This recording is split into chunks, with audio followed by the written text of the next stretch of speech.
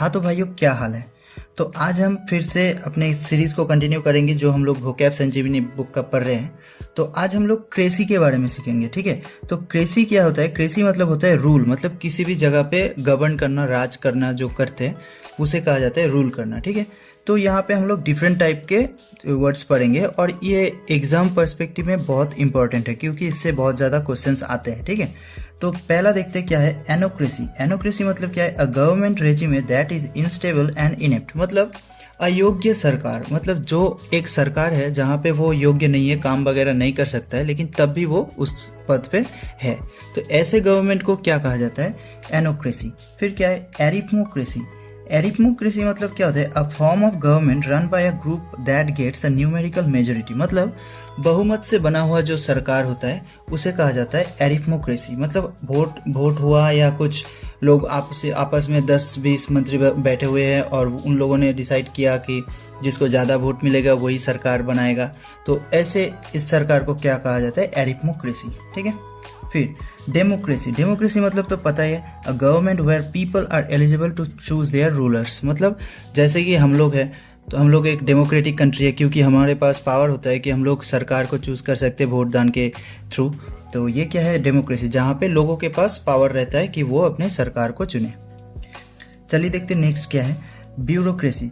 तो ब्यूरोक्रेसी क्या होता है? A government with non elected officials, मतलब एक ऐसा सरकार जिसमें जो सरकार को चला रहा है उसे इलेक्ट नहीं किया गया है, ठीक है। मतलब वो राजनीति से हो भी सकता है, नहीं भी हो सकता है, ठीक है। तो उसे कहा जाता है ब्यूरोक्रेसी।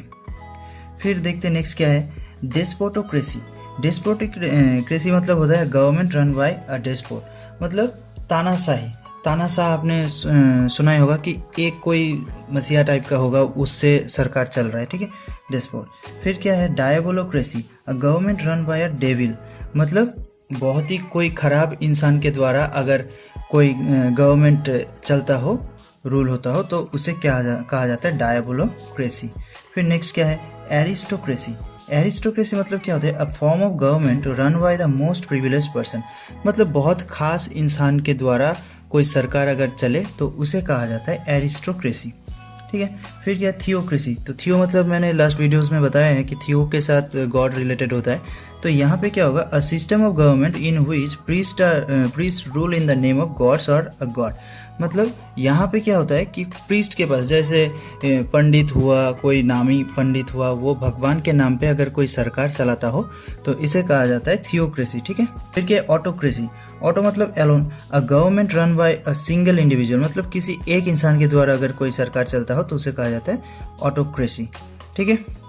चलिए अभी नेक्स्ट देखते हैं। नेक्स्ट क्या है प्लूटोक्रेसी। प्लूटोक्रेसी मतलब क्या होता है? अ system of government run by the wealthy class, मतलब जो अमीर लोग जो सरकार चलाते हैं तब उसे कहा जाता है प्लूटोक्रेसी। फिर क्या है पेंटिसोक्रेसी।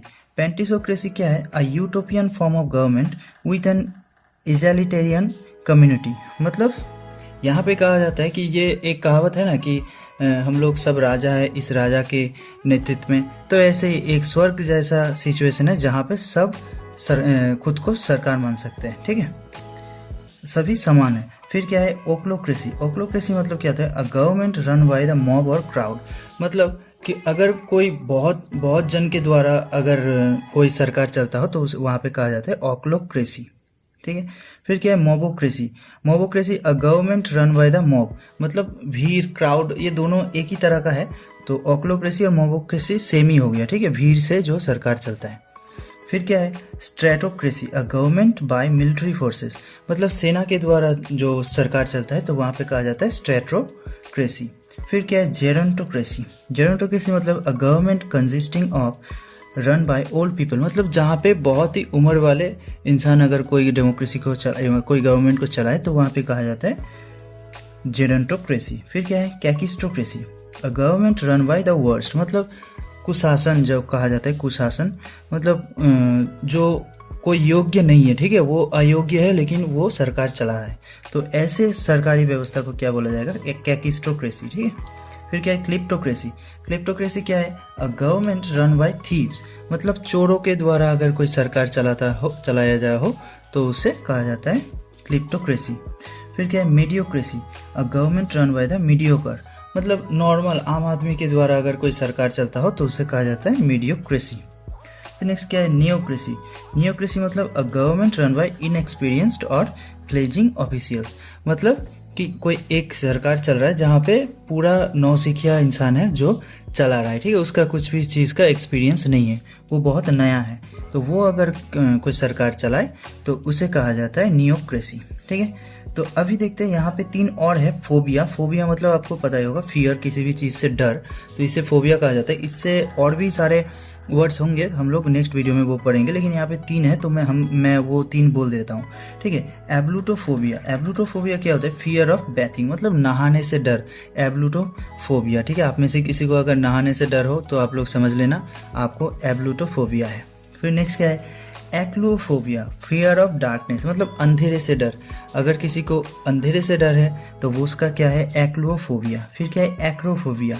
एक्रोफोबिया क्या है, फियर ऑफ हाइट। अगर किसी को ऊंचाई से डर लगता हो तो वो क्या है, उसे एक्रोफोबिया है, ठीक है, इसलिए वो ऊंचाई से डरता है।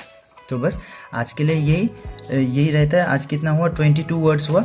तो ठीक है, फिर मिलते हैं अपने नेक्स्ट वीडियो पे। आप लोग चैनल को सब्सक्राइब कर दीजिए। अगर आपको कंटेंट अच्छा लग रहा है तो आप बोल सकते हैं, अगर मेरे कंटेंट में कोई इम्प्रूवमेंट की ज़रूरत है तो आप वो भी मुझे सजेस्ट कर सकते हैं, मैं नेक्स्ट टाइम उसे अप्लाई करने का कोशिश करूँगा, ठीक है। तो चलिए मिलते हैं नेक्स्ट वीडियो पे।